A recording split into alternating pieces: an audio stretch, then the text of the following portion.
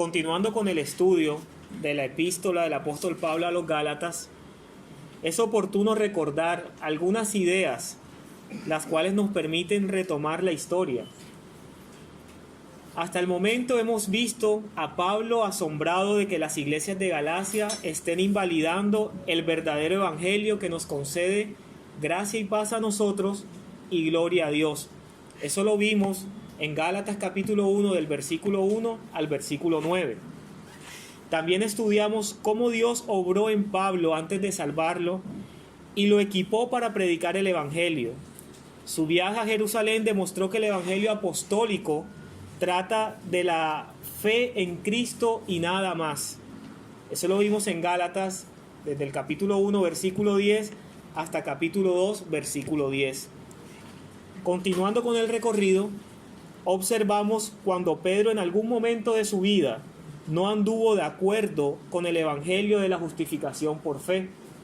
Pablo retó a que dejara que el evangelio moldeara sus actitudes y sus acciones. Gálatas 2:11 al 21. Hoy continuaremos estudiando bajo el título El Evangelio y la Ley. Es la lección número 4. Nos podemos ubicar en la lección número 4.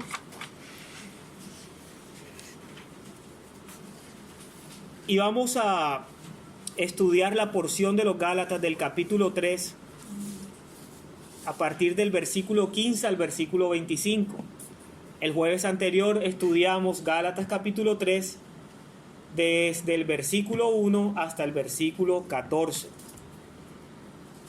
Recordando un poco de qué tratan estos versículos de la clase anterior, podemos observar que Pablo exhortó a los Gálatas a seguir confiando en Jesús, quien ha hecho lo que la ley no puede.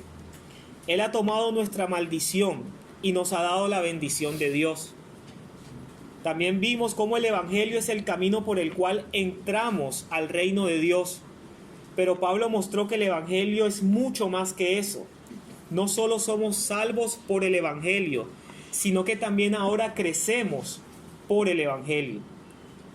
Los versículos que nos corresponden en la noche de hoy, repito, del versículo 15 al versículo 25, y voy a leer para ustedes. En la versión que voy a leer es la versión de la Biblia de las Américas, para que estén informados. Dice la palabra de Dios de la siguiente manera: hermanos, hablo en términos humanos. Un pacto, aunque sea humano, una vez ratificado, nadie lo invalida ni le añade condiciones. Ahora bien, las promesas fueron hechas a Abraham y a su descendencia. No dice y a las descendencias, como refiriéndose a muchas, sino más bien a una, a tu descendencia, es decir, Cristo. Lo que digo es esto: la ley, que vino 430 años más tarde, no invalida un pacto ratificado anteriormente por Dios, como para anular la promesa. Porque si la herencia depende de la ley, ya no depende de una promesa. Pero Dios se la concedió a Abraham por medio de una promesa. Entonces, ¿para qué fue dada la ley? Fue añadida a causa de las transgresiones hasta que viniera la descendencia, a la cual había sido hecha la promesa. Ley que fue promulgada mediante ángeles por manos de un mediador. Ahora bien, un mediador no es de uno solo, pero Dios es uno. ¿Es entonces la ley contraria a las promesas de Dios? De ningún modo, porque si se hubiera dado una ley capaz de impartir vida, entonces la justicia ciertamente hubiera dependido de la ley. Pero la Escritura lo encerró todo bajo pecado, para que la promesa que es por fe en Jesucristo fuera dada a todos los que creen. Y antes de venir la fe, estábamos encerrados bajo la ley, confinados para la fe que había de ser revelada. De manera que la ley ha venido a ser nuestro ayo para conducirnos a Cristo, a fin de que seamos justificados por fe. Pero ahora que ha venido la fe, ya no estamos bajo ayo. En el transcurso de su carta a los Gálatas, Pablo ha establecido que somos salvos, justificados, redimidos, solo por la fe en Cristo y no por ninguna justicia humana. Así que ha llegado el punto donde un lector cuidadoso de la carta se estaría preguntando cómo encaja la ley. ¿Cómo encaja la ley en lo que Pablo está llamando el Evangelio de la gracia? Pablo aborda este punto tan crucial en la carta en estos versículos, desde el versículo 15 al 25. Primeramente, en el versículo 15, si pueden notar, Pablo quiere enfatizar lo que la ley no hace. Así que toma un ejemplo cotidiano. Leamos. ¿Quién lee el versículo 15? Me ayuda con el versículo 15. Habla en términos humanos. Un pacto, aunque sea de hombre, una vez ratificado, nadie lo invalida ni le añade. Aquí vemos una muestra que aún los contratos humanos son de obligatorio cumplimiento y difíciles de anular. Es complicado. Nadie puede anularlo ni añadirle nada una vez sea ratificado el contrato. Con esto en mente, observemos que Dios le dio a Moisés la ley 430 años después. Y ahora sí vamos a ubicarnos en nuestra guía de estudio. Moisés le fue dada la ley 430 años después de que Dios le diera la promesa de salvación a Abraham. Entonces, ¿es la ley o no es la ley una mejora o un reemplazo de las promesas? Parece, si lo leemos de esta forma, Dios le da la promesa a Abraham 430 años después de la promesa dada a Abraham. La pregunta es, ¿qué promesa? Estamos hablando de la promesa de salvación, de la promesa de la descendencia. Estamos hablando específicamente de Cristo. Pero 430 años después viene la ley dada a Moisés o a través de Moisés. ¿Es esta ley un complemento de la promesa? ¿Es esta ley modificando o entrando al mundo para modificar la promesa? ¿Cómo contesta Pablo esta objeción? Primera pregunta.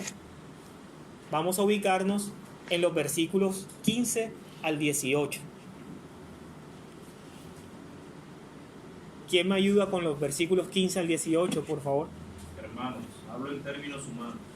Un pacto, aunque sea humano, una vez ratificado nadie lo invalida ni le añade condiciones.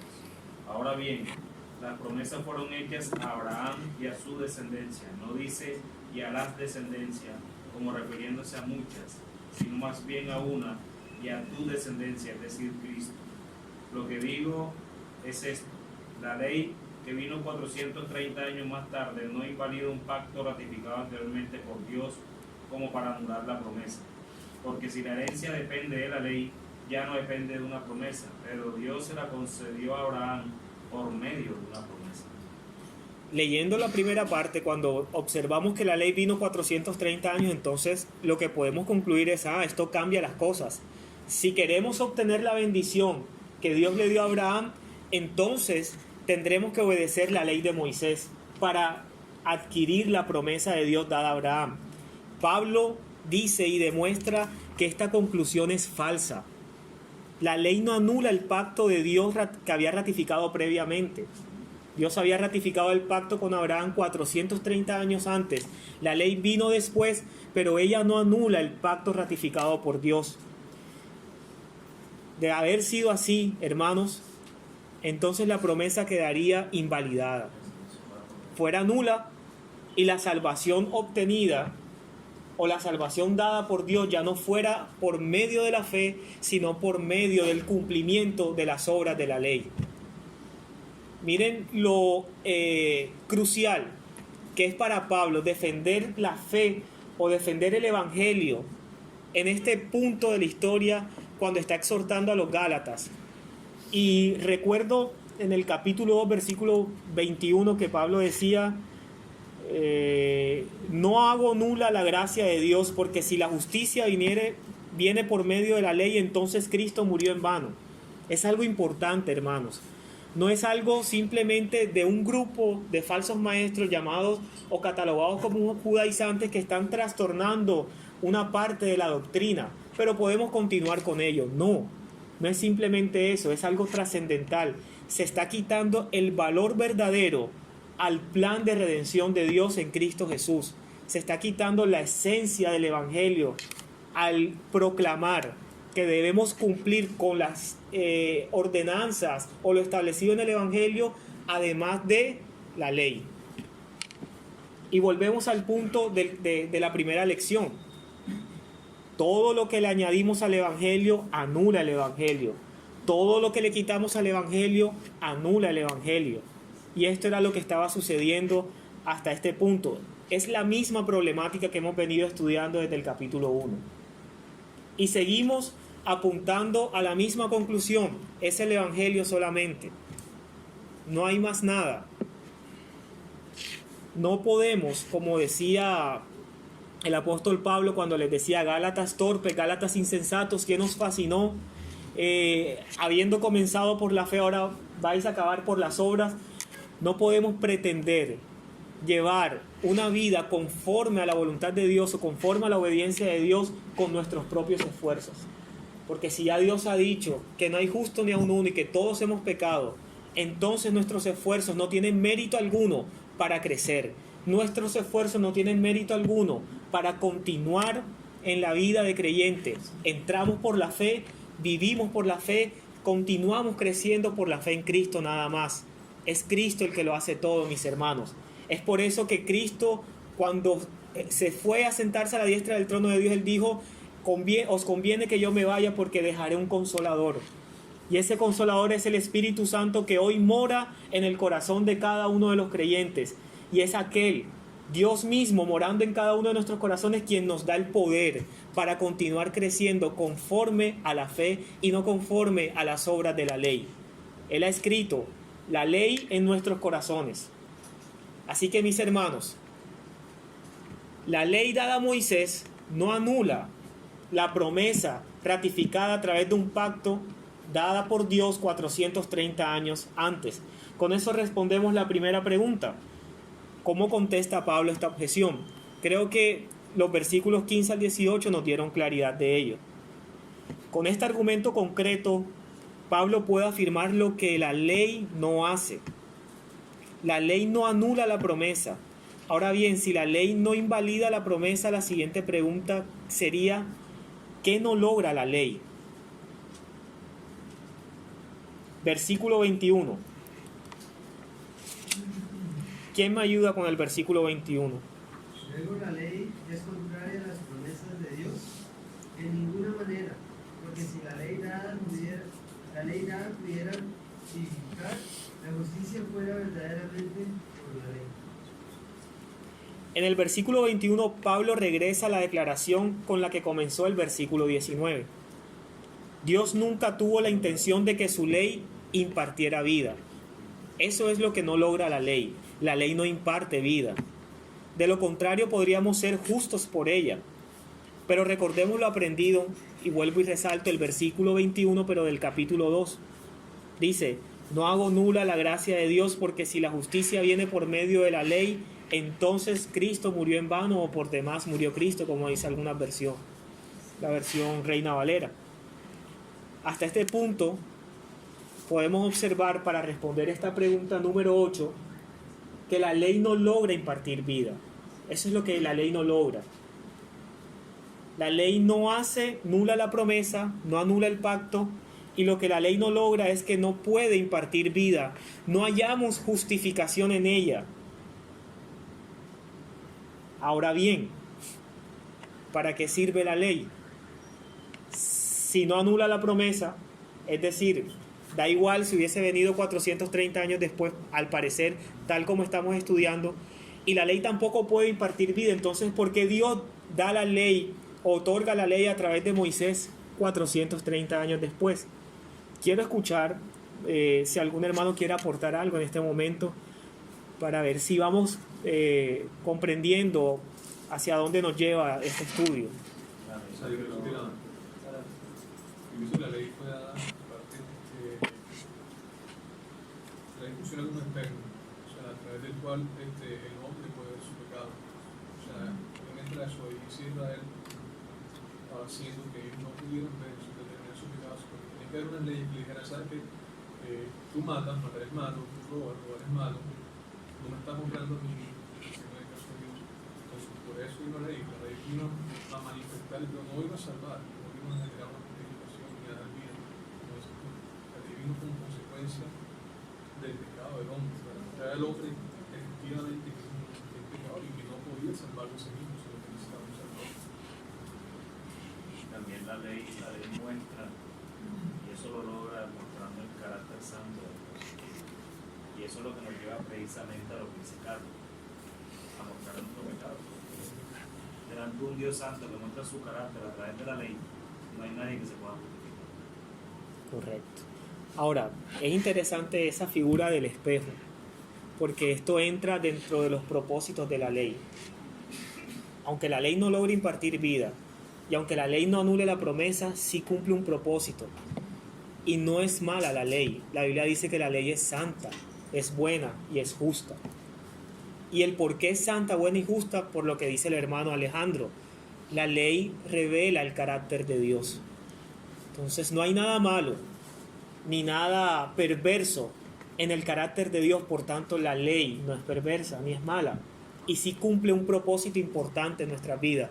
Y es en este punto en que vamos a tratar de ver la relación que tiene la ley con el Evangelio a través de su propósito. Ahora, ¿qué sí logra la ley o qué logra la ley? Versículos 22 al 23 dice: pero la Escritura lo encerró todo bajo pecado, para que la promesa que es por fe en Jesucristo fuera dada a todos los que creen. Y antes de venir la fe, estábamos encerrados bajo la ley, confinados para la fe que había de ser revelada. Probablemente Pablo está recordando su propia experiencia en este punto, su propia experiencia antes de la conversión. Él había sido un fariseo recto, decía fariseo de fariseos, un fariseo intachable, hasta que la ley reveló que moralmente era incapaz. Y lo podemos ver a través de la descripción que hace Pablo en sus epístolas, cuando dice todo lo estimado por basura, por la excelencia del poder del conocimiento del Hijo de Dios. Y él todos los títulos que tenía como fariseo los hace a un lado por Cristo. Esto demuestra que Pablo moralmente era incapaz. Él se dio cuenta que no era solamente pecador, sino prisionero del pecado, incapaz de librarse o curarse por sí mismo. Y ese es el gran problema, hermanos, hoy en día, cuando nosotros intentamos ver el pecado como un simple error, como una simple falla. No, cuando intentamos ver el pecado de una manera liviana, es grave su consecuencia y es grave en sí, porque no es simplemente que cometamos errores y sean pecados y eso nos hace a nosotros pecadores. No, nosotros pecamos porque somos pecadores, y eso es lo que quiere decir Pablo también aquí. Él era incapaz moralmente de salvarse, él era incapaz moralmente de curarse a sí mismo, porque él no solamente cometía pecado, él era pecador. Esa era su naturaleza. Y si la ley te revela a través de un espejo que eres un pecador, porque te está revelando a través del carácter santo y justo de Dios que tú no eres digno de Él, entonces esta ley, volvemos a la pregunta anterior, no puede impartir vida y no tiene nada que ver con la promesa que Dios le dio a Abraham. En el sentido, no tiene nada que ver con la promesa que Dios le dio a Abraham en el sentido de impartir vida, en el sentido de salvar, en el sentido de llevarnos a Cristo, como les explico de una mejor manera. No puede la ley actuar en la vida del creyente para que el creyente pueda obtener salvación. Así de sencillo. Aunque nos revele nuestro pecado. Y es lo que hace la ley. Eso sí logra la ley. La ley logra revelar nuestro pecado. Logra revelar nuestra verdadera condición. Logra revelar lo que nosotros somos ante Dios justo, santo y bueno. ¿Y qué somos ante Dios justo, santo y bueno? Pecadores, débiles, perdidos. En resumen, Pablo dice que la ley nos muestra nuestro pecado para que lo prometido se conceda a los que creen, así como lo dice. Estábamos encerrados bajo la ley, confinados para la fe que había de ser revelada. Si la ley logra mostrarnos nuestro pecado, la siguiente pregunta sería: ¿cuál es el propósito de que la ley logre mostrarnos nuestro pecado? ¿Y qué dice la pregunta 8.2 o el punto que está ahí? Así que, ¿por qué existe la ley? Versículos 24 y 25. De manera que la ley ha venido a ser nuestro ayo para conducirnos a Cristo, a fin de que seamos justificados por la fe. Pero ahora que ha venido la fe, ya no estamos bajo ayo. ¿Qué es un ayo? ¿Quién me puede decir? Maestro, tutor. Ok. En los hogares de los días de Pablo, el tutor, maestro, protector, por lo general era un esclavo. Un esclavo que supervisaba a los niños por órdenes de sus padres o sus amos. Esta relación que tiene este tutor, este ayo, este maestro con el niño, es una relación impersonal, no es íntima. Se basa en recompensa y castigo. No hay relación íntima en cuanto al tutor y al niño. En esta metáfora Pablo nos muestra que el verdadero propósito de la ley es educativo. La ley nos revela nuestro pecado, pero no simplemente para decirnos somos pecadores y listo, sino que eso también tiene un propósito en sí, y es educativo. Apunta más allá de ella misma. Así que como el tutor busca preparar a los niños, o el maestro busca preparar a los niños para sus vidas como adultos, como personas libres, la ley apunta a, primero, una vida no de cautiverio, sino de libertad. Noten lo que dice en el versículo 22.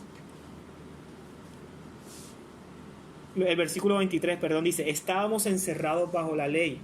Y el versículo 22 dice que la Escritura encerró todo bajo pecado. Y era lo que les decía ahorita. Pecamos porque somos pecadores, es decir, nosotros estamos esclavizados al pecado. Muchas veces lo explico de esta forma: sin Cristo solamente tenemos dos opciones, pecar o pecar. No hay más nada. ¿Por qué? Porque somos moralmente incapaces de agradar a Dios.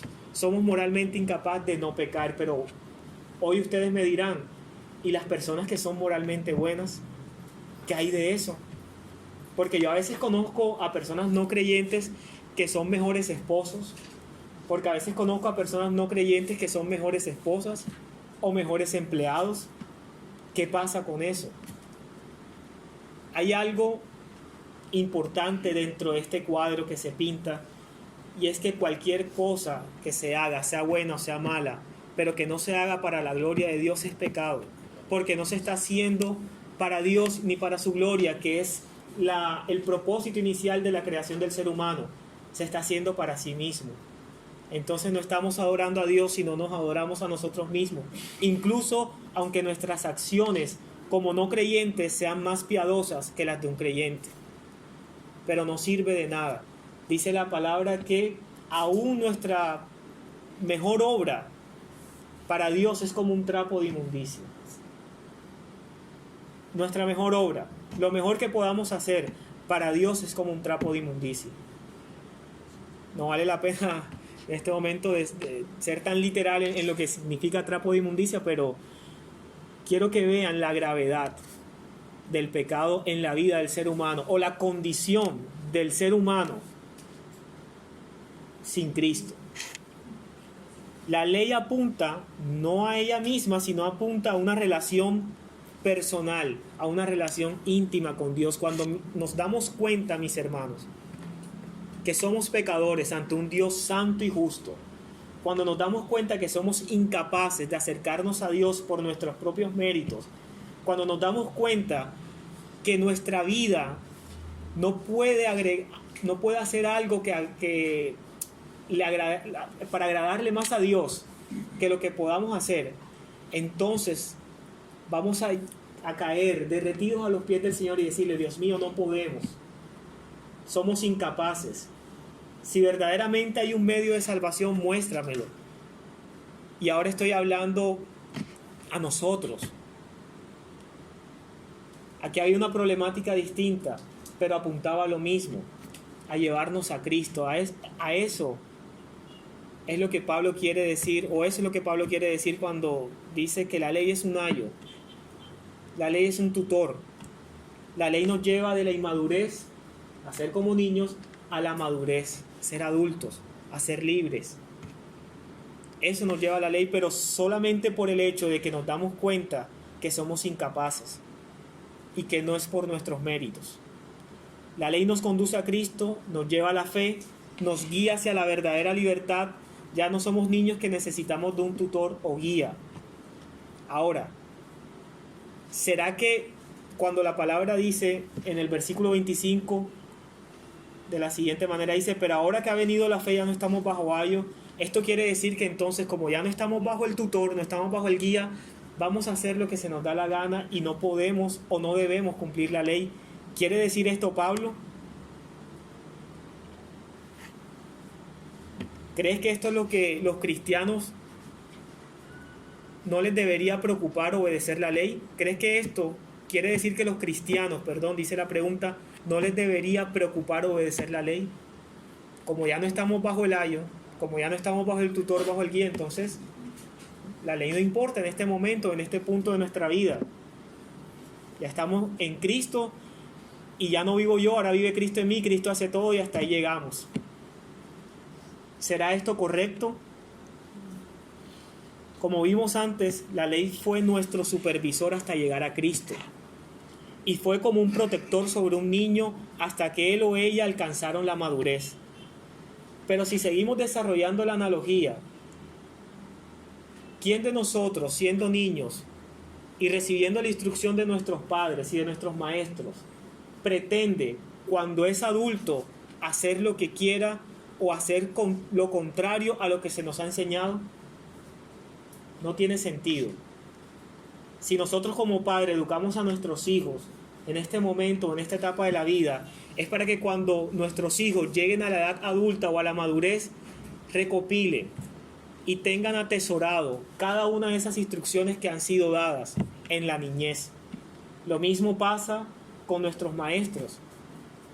La intención de ellos es que todo lo que los maestros nos han enseñado sea utilizado en nuestra vida como adulto y sea utilizado para bien. Aunque Pablo esté diciendo aquí que una vez llegada la fe ya no estamos bajo ayo, no quiere decir, o lo que Pablo nos está enseñando es que ya no tenemos ninguna relación con los valores de la ley de Dios, sino que ya no lo vemos como un sistema de salvación o de creencias para alcanzar salvación. Cuando dice no estamos bajo ayo, es que está diciendo que la ley no es necesaria o no te va a servir para ser salvo aunque la cumplas. Ese no es el medio de salvación, es lo que está diciendo Pablo. Ya no estamos bajo ayo, ya no estamos bajo el sistema religioso impartido a la nación de Israel 430 años después de la promesa, porque fue en la promesa que fueron benditas todas las naciones de la tierra, no solamente una nación, sino todas las naciones, y eso nos incluye a nosotros. Ahora cumplimos la ley porque fue escrita en nuestros corazones y la cumplimos a manera de gratitud a Dios. Y la cumplimos porque ahora ya no somos moralmente incapaces, sino somos capacitados por el poder del Espíritu Santo para actuar conforme al Evangelio, para vivir conforme al Evangelio. La palabra dice y nos da la responsabilidad de despojarnos del viejo hombre y de vestirnos del nuevo. Eso hace el Espíritu Santo en la vida del creyente. ¿Y qué se está cumpliendo cuando vivimos conforme al Evangelio? La ley de Dios. Amarás al Señor tu Dios con todo tu corazón, con toda tu mente, y amarás a tu prójimo como a ti mismo.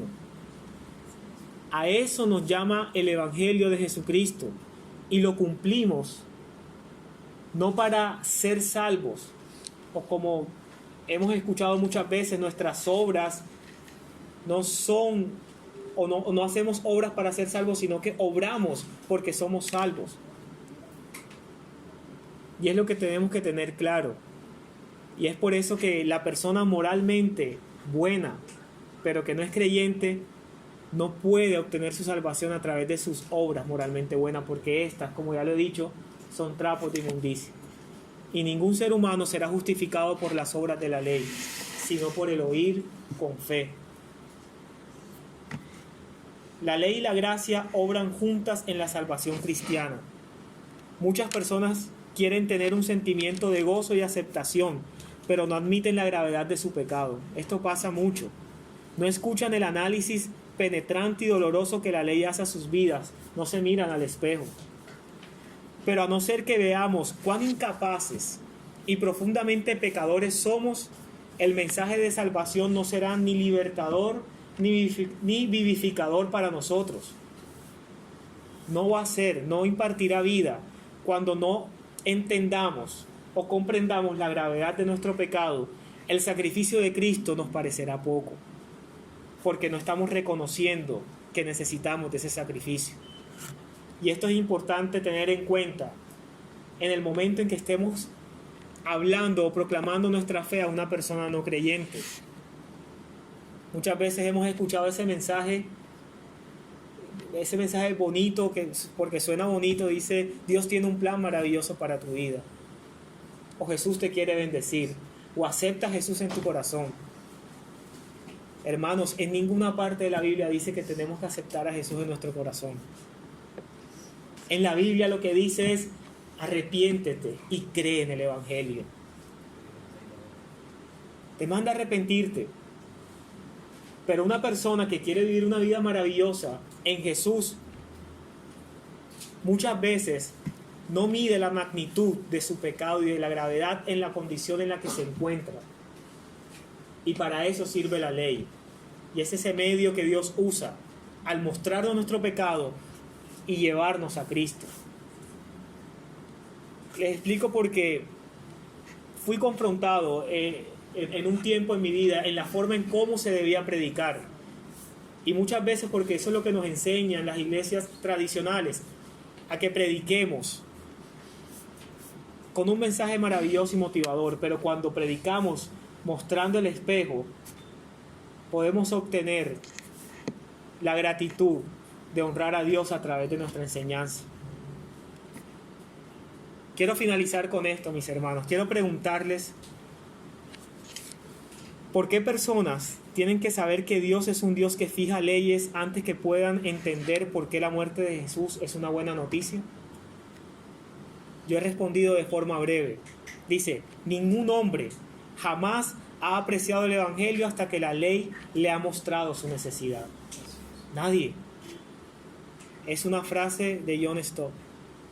Ningún hombre ha apreciado el Evangelio hasta que la ley ha mostrado su necesidad. Es necesario el espejo. ¿Cómo podría un creyente que profesa ser cristiano, pregunta número 11, terminar bajo la maldición del cumplimiento de la ley sin darse cuenta? Es la problemática que Pablo está tratando en los Gálatas. Ahora le está hablando a creyentes. Cuando intentamos vivir conforme a lo que hemos añadido al Evangelio, entramos bajo maldición. Y es por eso la urgencia de Pablo en reprender a Pedro y exhortarle. Y en decirle: no estás andando rectamente. No porque comas con unos o con los otros, sino porque le estás añadiendo al Evangelio un ritual que no va conforme a lo que Cristo ha enseñado.